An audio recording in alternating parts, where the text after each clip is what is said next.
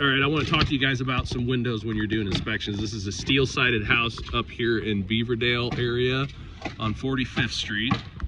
Steel on old masonite siding, and I want to look at the windows again.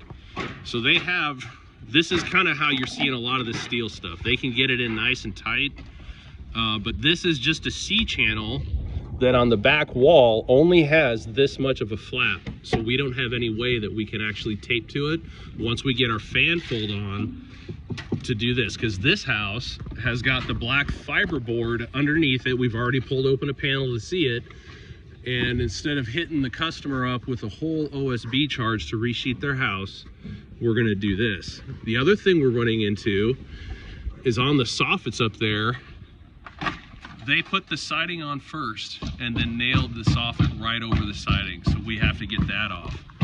And those are things to look at when you're dealing with insurance. Hey, this is something that we have to do. Can we get this covered? So things to think about. What we're gonna try and do with this one is wrap these. I'm gonna try and go for the 2x6 window wraps that we did over on the house over by the shop or the office, which will look sweet. It's gonna be a Newport Bay blue with those white wraps is going to be killer. But that's kind of what we're looking at. The nice thing about this is the existing siding is in actually really good shape. Here, water caught this in time, because when they do that, they don't use any seal when they put the steel siding up in that C-channel. So water's still going to get in and migrate down, and we're seeing it here. And this is still in good shape. So we're good. We're good to go over that. That won't be a problem. If I could stick my finger through here, then we'd have slightly bigger concerns.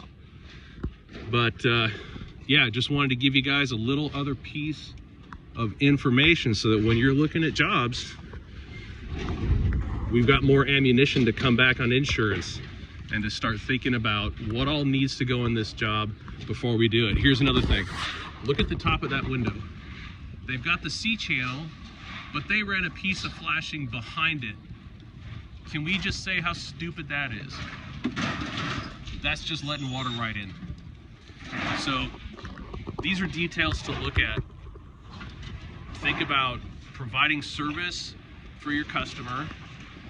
The 2x6 wraps on these windows. Think about curb appeal. What kind of stuff are we actually giving our customer that's going to make this better and set us apart?